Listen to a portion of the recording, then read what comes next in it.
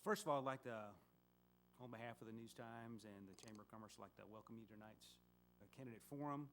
I'd like to thank Tammy Shepard and Jennifer Miller of the Chamber for all their hard work to sponsor and organize this event. They've really done all the work, and I'm just here to take credit for it. And I'm also thankful to all of our candidates for being willing to show up and participate in tonight's event. Tonight's festivities are going to be video recorded via the government's video system, and will be shared on the News Times and the Chronicle websites starting tomorrow, and also on the Chamber's website, I believe, so later on this week. As for the candidates, you probably are familiar with most of them, if not all. 6 men here represent 3 races that will be decided in the May 20th primary election. Today was the last day to register to vote, so I hope all of y'all have taken care of that.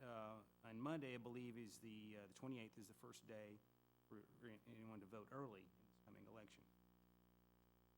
Since each of the candidates have a couple of minutes to introduce themselves and their opening remarks, I'll just be real brief introducing them. In the nonpartisan Columbia County Board of Education race, we have the incumbent District 3 trustee, Mike Sleeper. He's a computer security engineer at Savannah River Nuclear Solutions. And his opponent, Staten Hurd, a retired logistics executive with General Motors and Easy. For the County Commission District 1 contest, we have 2 candidates vying to take over for Ron Thigpen, who will be stepping down at the end of his term this year. Hafiz Chaudhry is a retired Savannah River engineer and a businessman. And Doug Duncan is Vice President of Staffing for MAU Inc. and Columbia County Development Authority Chairman. And finally, we have in the County Commission Chairman contest, we have our incumbent, Ron Cross, and his opponent, Jim Bartley, and coincidentally, both are builders by trade. Correct? Is that right? Close enough. All right. Anyway, welcome, gentlemen. Welcome to everyone this evening. And now Tony will take over and talk about tonight's format and the rules. Thank you. And as we review tonight's formats, the candidates will have each 2 minutes to speak to their opening comments. As far as the questions, the moderators will ask questions, 2 questions of each candidate. Each candidate will have 2 minutes to answer each question. Candidates will be questioned in the following order: Commission Chairman, Commission District 1, and the Board of Education District 3. If time permits, we will have questions from the audience, and as Rick mentioned, please forward those cards to Tammy. At the end, we will have closing comments, and each candidate will have 2 minutes for the closing comments. As you are going through your comments, we will have a yellow card to signify 15 seconds left, and then a red card, as displayed by Jennifer, when your time is up. Any questions? All right, with that, we will start with the opening comments, and we will start with Chairman Cross. Thank you, Tony. First off, I'd like to thank the Chamber and the News Times for putting this on. And I'd like to thank these people that are here, taking time out of their busy schedule to come participate in government. I do hope that the Chamber and the News Times will have another forum in November for those elections that's coming up, 2 very important elections. It's been my pleasure to serve you the last 12 years. I think this has been an unparalleled time as far as success of the county and growth of the county. The awards that we've got in those years, the best place to work, best place to raise a family, best growth, best place to live and work, speak of what the county has done with your cooperation. Nobody does anything by themselves. We've been extremely fortunate to have a good boards of commissioners, a good board of commissioners that's been very cooperative. The one I'll miss the most is Mr. Ron Thigpen, who decided not to run again. He's been a stalwart with everything concerning county business. But again, it's a pleasure to have served, and I look forward to 4 more years and hope that you'll see fit that the success that we've had in the past should be continued. Thank you. Thank you, Chairman Cross. Mr. Chaudhry? Again, I would like to thank the Chamber and the News Time for arranging this forum for the candidates. and providing me an opportunity to speak with you and present my qualifications for the position of Commissioner District 1. My name is Hafiz Chaudhry, and I'm a candidate for District 1 Commission seat. And I'm a long-term resident of this county, having moved here over 25 years ago. I have been an active member of Columbia County Chamber of Commerce for the last 20 years and have served on Business Development Committee as well as on Government Affairs Committee. My academic background is in engineering, and I also hold a master's in business administration. I have 30-plus years of professional and managerial experience with national and international companies. I worked at Savannah Riverside for 15 years. Currently, I'm retired and manage commercial assets contributing to the business development in the county. I'm married and will be celebrating our 40th wedding anniversary soon. My lovely wife, Roxana Chaudhry, and our daughter, Aisha Levin, and her family are here tonight. Would you please stand up to be recognized for a second? Okay. Close enough. Thank you. Thank you. My wife, Roxana, and I have raised 2 children here and have served the benefits of living in Columbia County. I have served on the boards of several nonprofit organizations and have sought out ways to serve the CSRA throughout my many years here.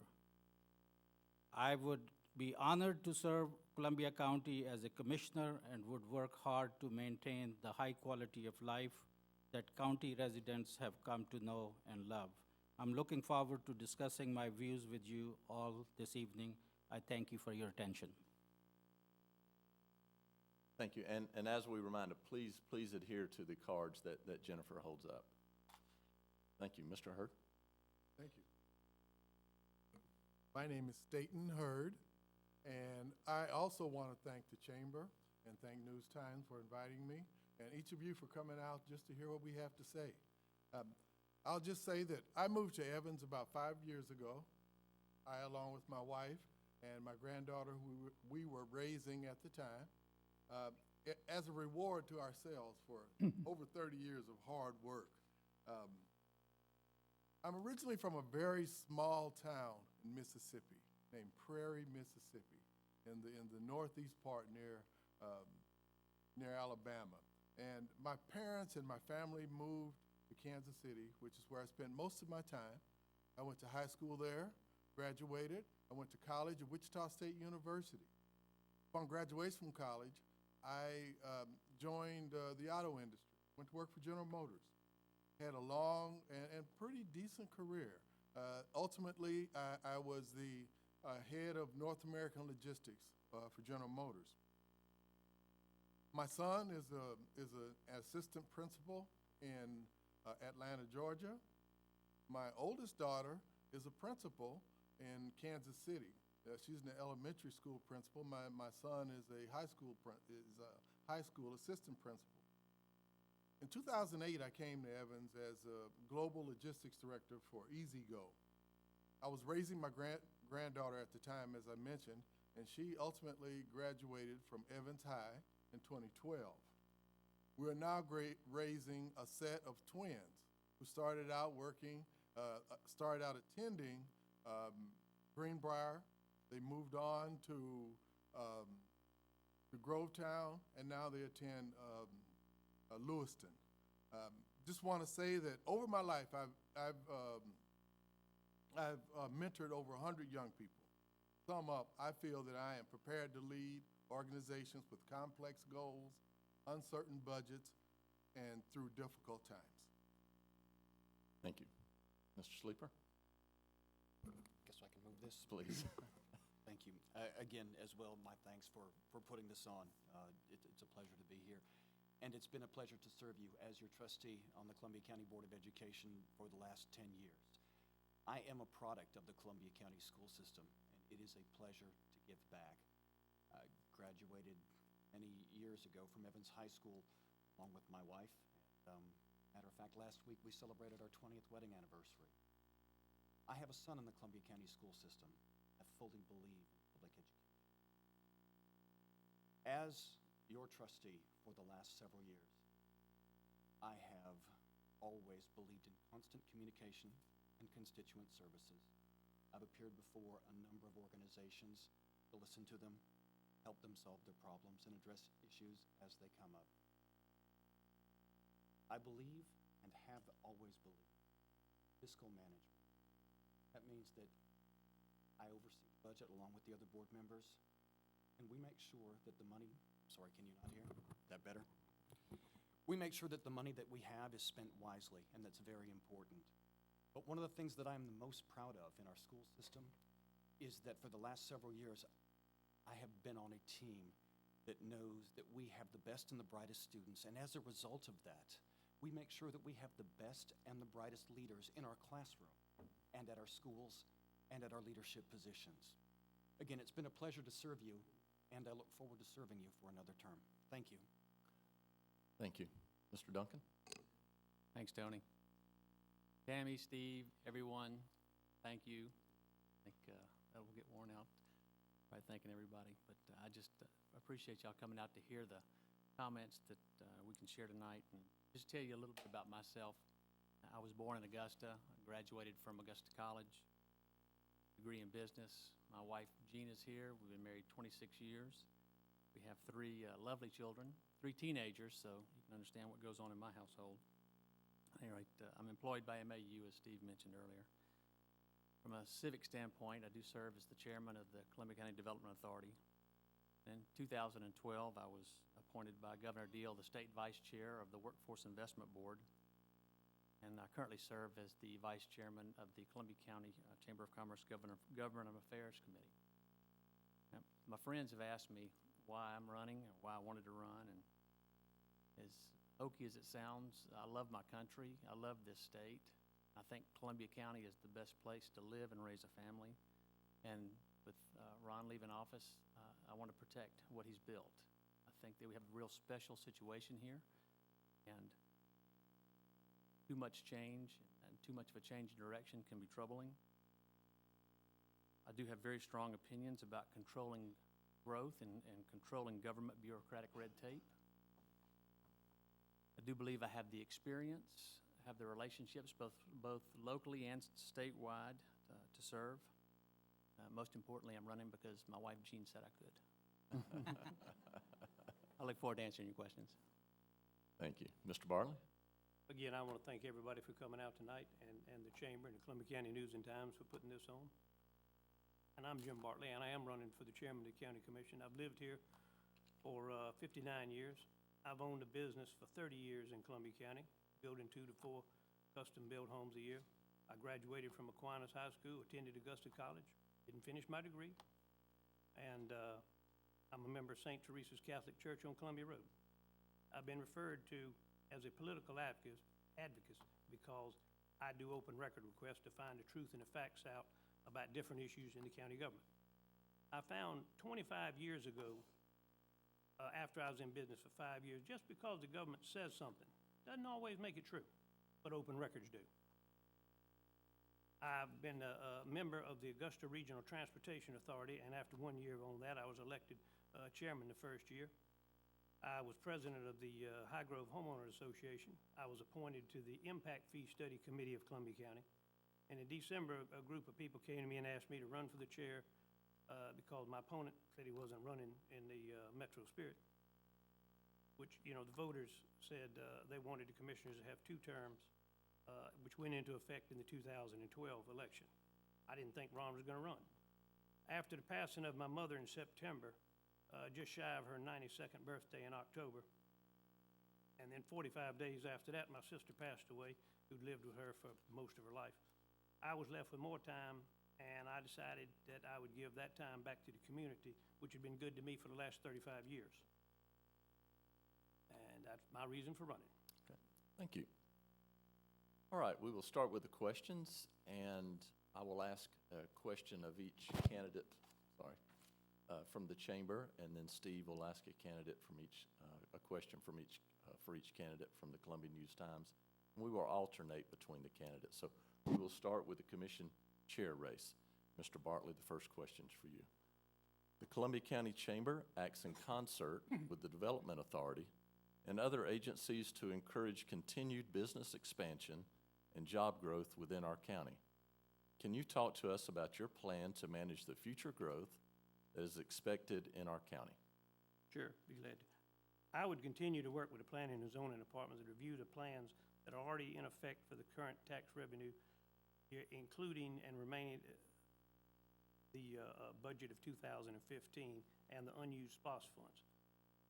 The object of planning is to identify growth patterns. Like in 2000, we knew building was going to be out William Few intersection and the Lewiston Road area.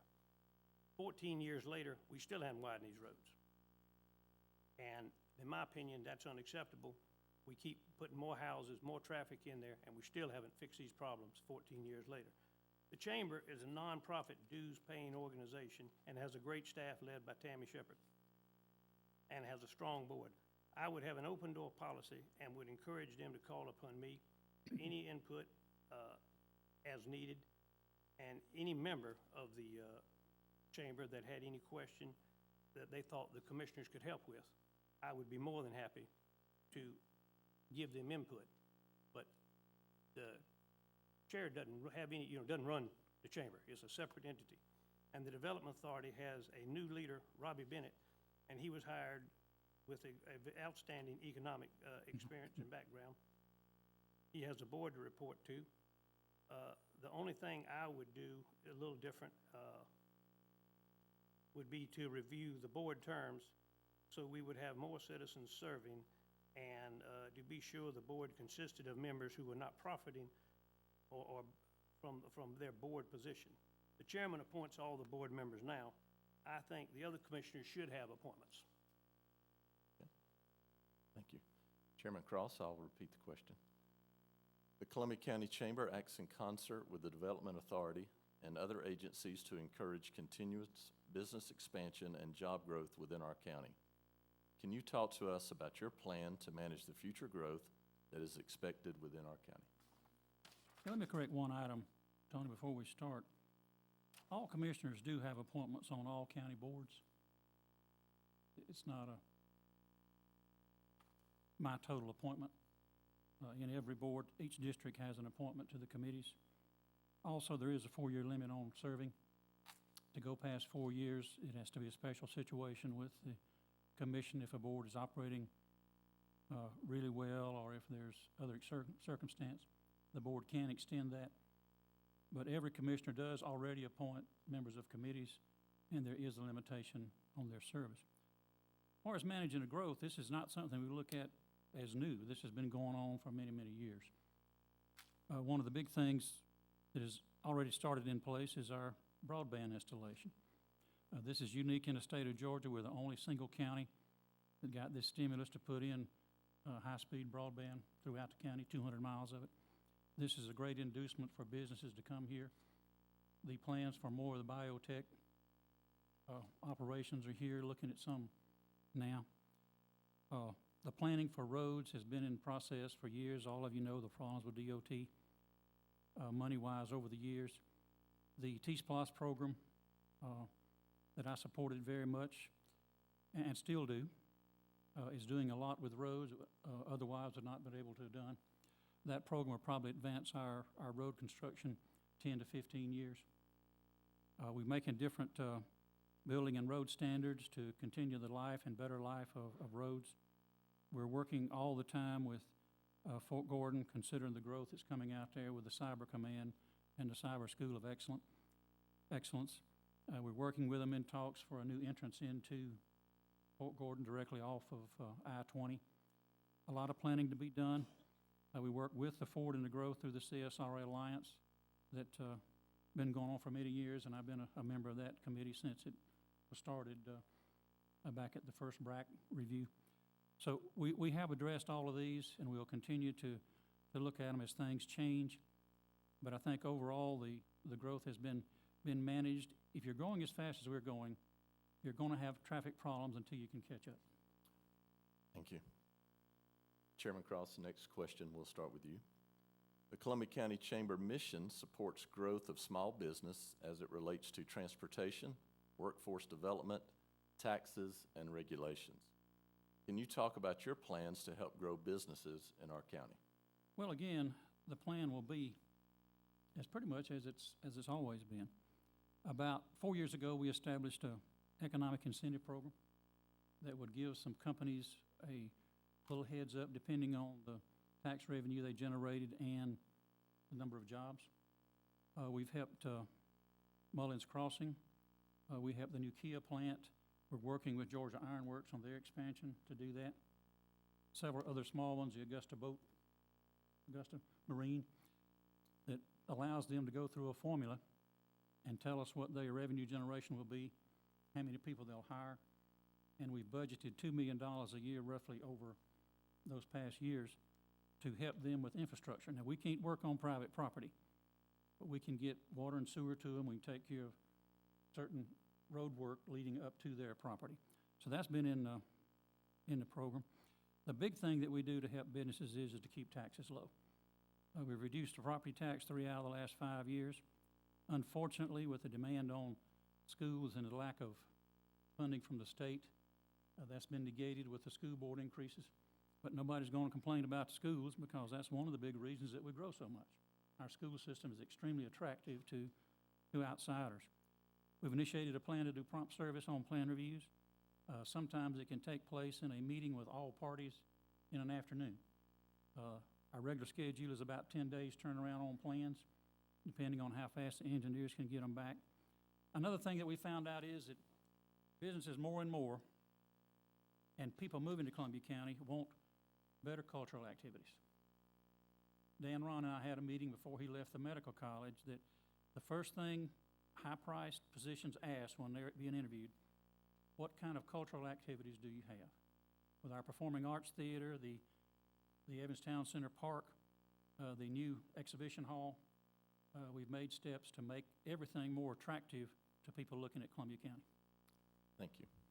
Mr. Barley, I'll repeat the question. The Columbia County Chamber's mission supports growth of small business as it relates to transportation, workforce development, taxes, and regulations. Can you talk about your plans to help grow businesses in our county? Yeah, I would like to see the sign ordinance changed, tweaked a little bit, to where small businesses could put out real estate size signs during the daylight hours, taken up at dusk, like realtors do on Friday afternoon, and take them up on Sunday afternoon. They put them out on Friday afternoon and take them up on Sunday afternoon. They get away with this because there's no code enforcement out over the weekend, and nobody's harmed by this.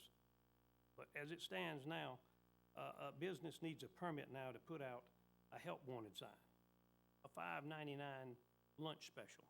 These are small businesses that can't compete against advertising against a Bojangles or a big chain, and they pay taxes. All they're trying to do is get people into their restaurants so they can collect sales tax and employ their people. And I'd like to see the code enforcement people focus more on business licenses, like the St. Louis Hamburger that got open, never had a business license, didn't pay their employees. And there have been other businesses that were pointed out in the paper that hadn't had business licenses for 4 or 5 years. Somehow they fell through the cracks. Well, that's an unfair burden against other businesses that are playing by the rules. And I just think that code enforcement would be better spent than going after a poor little business owner out there. The other thing I'd want to encourage more roundtables. I want to look out for the smaller businesses. They've invested all their time and money to open up a business in Columbia County. Big box retail is great, but small business is the backbone of Columbia County. 75% of all the businesses in Columbia County are small. The chamber is the leadership that will help bring those people to the table. Small businesses don't need heavy bureaucracy from a local government. The role of government is to enforce the codes so the consumers are protected and the environment. Thank you. Steve? All right, my first question will be for Mr. Cross. Recently, numerous examples of code violations and construction problems were made public at a meeting with developers and builders. The county has implemented a series of reforms to correct these issues. How did these issues become a problem? And with the expected growth in coming years, what should the county be doing to correct the problems? This was a proactive move on our part, Steve, not because we were having a large number of problems. Actually, if you took the percentage of those situations, if you're building 1,000 houses a year, even in 2009, when it was very slow, the 951 houses were built and 72 different commercial parts. This was to look to the future and try to, again, manage the growth by having these things pointed out and get people accustomed, to doing that. It was not a commonplace occurrence. We did have some problems that we should have gotten to quicker. But you remember that we had the wettest year back through the last 12 months that we've had in history. We've had some months that had 2 and 3 times the amount of rain. And this is where your problems occur. When you have so many downbursts, the design criteria is for a 25-year rainfall. We have had some 100-year occasions in the last year. Now, you say increase the design standards. Well, we can, but that increased cost, that's passed on to the consumer one way or the other. So this is not something that just jumped up out of the blue. This was a proactive move on our behalf to go ahead and set the standard, remind people of the standard, and put things in place to help them meet the standard. And we've done that in a lot of occasions in dealing with the builders. We've got a system to give them warning, make sure the principals of the firm know about the violations. That's been a problem in the past. They have not known what was happening, and sometimes it never came from the field personnel. So we started a system of that to notify them, give them a 5-day grace period, then cite them if they hadn't corrected it, and if they hadn't corrected it 5 days later, a stop work order, except in the conditions of intrusion into state waters. But that's an immediate stop work order. So this is not something that came up all of a sudden. This is something we've been talking about for quite some time. Thank you. All right, I'll repeat the question for you, Mr. Bartley. Recently, numerous examples of code violations and construction problems were made public in a meeting with developers and builders. The county has implemented a series of reforms to correct these issues. How did these issues become a problem? And with the expected growth in coming years, what should the county be doing to correct the problems? Well, I believe this problem started when they put Richard Harmon, the building official who did an outstanding job for us when we brought him here in 1999. They put Richard, who like me, he has a high school diploma, and he attended college. He was not trained in all these other fields. They put him over the planning and zoning department. They put him over code enforcement, soil and erosion, and engineering. I don't see how the county thought one person could run this many departments, and Richard was approximately 69 years old. After these problems started showing up and stuff, Richard had enough, he retired, left us without a building official. According to the county administrator, at the Savannah Rapids meeting, the inspectors checking roads, I quote what he said to all of us, weren't doing their job checking for compactions on the roads. And the 1-year warranties were not being checked on developers. This is just one example I'm gonna give you. The county just repaved High Grove at Williamsburg at a cost, I did an open records on, of $2.4 million of taxpayer dollars. Whether they were come out of state or whatever, it's still your money. The roads were finished, that part of the subdivision was finished in 2005. We were in a drought. There was supposed to be a checking of the subdivision for the warranty in 2006. Apparently something went wrong there. The roads fell apart by 2010, less than 4 years. Jones Creek is silted up. That lawsuit alone is $7 million. There's a potential $90 million in EPA fines sitting over there. Everybody settled that lawsuit with the exception of Columbia County and CSX. The EPA, in conjunction with Columbia County, has shut, I didn't say the EPD, I said the EPA, has shut down a developer on William Few for putting 3 to 5 feet of silt, hundreds of feet long in Uchee Creek. This is totally unacceptable to me.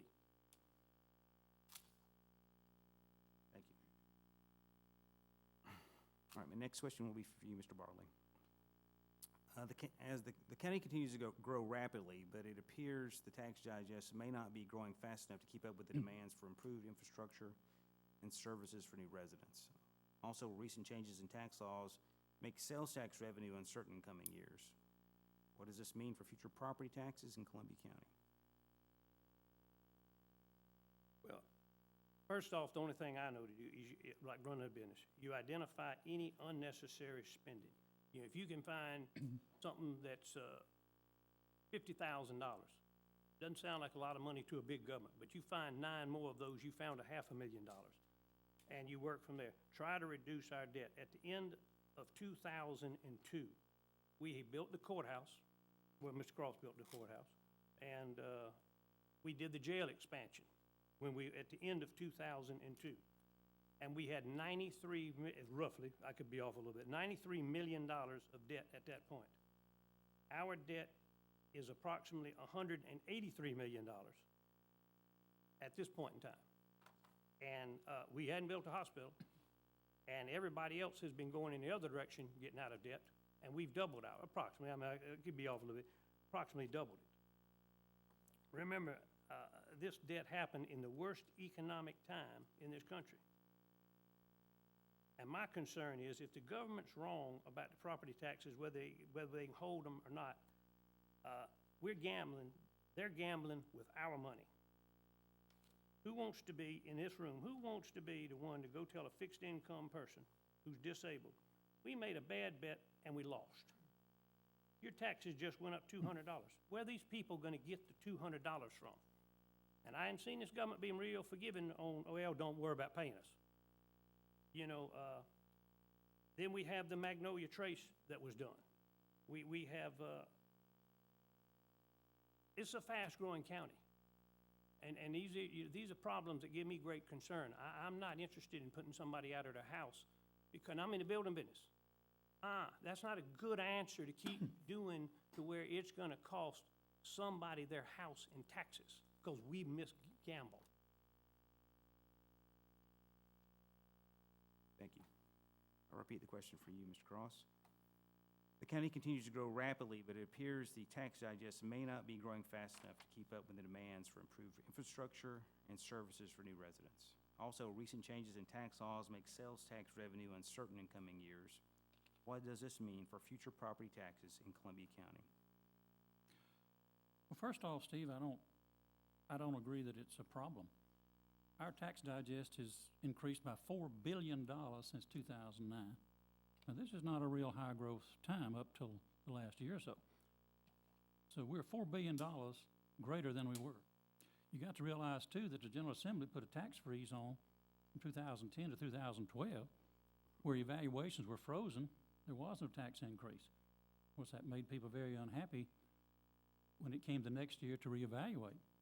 But some values had gone down. I made a pledge in 2002 there would not be a property tax increase that I would vote for in my tenure, and that still holds true today. We've reduced expenses, we've carried on. Our debt is not anywhere near what the general obligation debt is. $66 million. We just refinanced part of that to save $1.5 million. We haven't made bad decisions. Debt is a part of staying in business. Very few out there today paid cash for your house. Very few out there paid cash for your cars. Debt is a part of business. It lets business thrive. It lets you grow. And in our case, it lets you do things 5, 7, 10 years ahead of when you would normally be able to do it. And in this case, during the rough years, it allowed prices to be 15 and 20% lower in getting work done to do it then than it would be today or on as business improved. So I think we've made great decisions as far as tax. Our sales tax revenue is about 1.5 or 2% up if you take the sales tax and the title tax and combine it. The comment about Magnolia Trace, workforce investment. I invite you to visit Magnolia Trace. It is a very nice community. Most of the people living in Magnolia Trace work every day. They came from the surrounding communities. So I'm not ashamed of what we did to Magnolia Trace. Other places wanted the same development, but they happened to choose us. Thank you. Thank you. And as a reminder, if time permits, we will take a few questions from the audience. So please write those on your cards and get those to Tammy Shepherd. All right, we will switch now to the County Commission District 1 race. Mr. Chaudhry, the first question will be for you, sir. Okay. The Columbia County Chamber acts in concert with the Development Authority and other agencies to encourage continued business expansion and job growth within our county.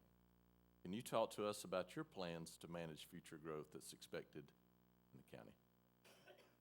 The future growth anticipated to affect Columbia County would be largely driven by the projected growth of Fort Gordon. To support a population boom spurred by the Army Cyber Command moving to Augusta and the growth of other missions at Fort Gordon, Columbia County leaders will need to prioritize their infrastructure projects. The potential impact will be huge. Additional county growth could also come from Plant Vogel and GRU expansion. I feel confident that the county will rise to the challenge to meet the growth. However, we definitely need to be proactive. The current Grovetown area that feeds into Fort Gordon is not enough to support the projected growth and the post over the next 5 years. And without proper planning, it will become a congested place.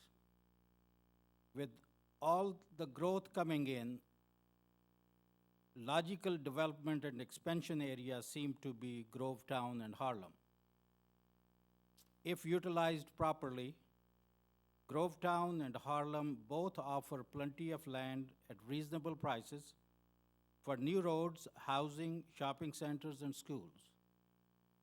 The T-Plots, which was approved in Central Savannah River District, is going to be a huge help, but it will not be enough. There will be a pressure to increase revenues through higher property taxes to fund this growth. However, property owners should not be expected to carry this burden. We need to assemble a team of experts to find creative solutions with specific consideration of additional optional sales tax, special district tax, bond referendum, including state and federal funding.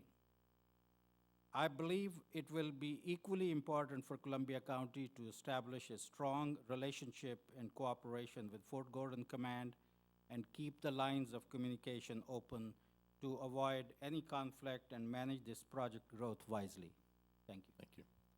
Mr. Duncan, I'll repeat the question for you. The Columbia County Chamber acts in concert with the Development Authority and other agencies to encourage continued business expansion and job growth within our county. Can you talk to us about your plan to manage the future growth that is expected within the county? Well, Tony, I have a very strong interest in economic development. I believe as our economy thrives, that we all benefit. So regarding the chamber, if elected, I commit to work with Tammy and her crew to work on legislation in Atlanta to keep it business friendly. Several years ago, we worked together when the Unemployment Trust Fund was bankrupt to come up with a solution for the governor, which became law.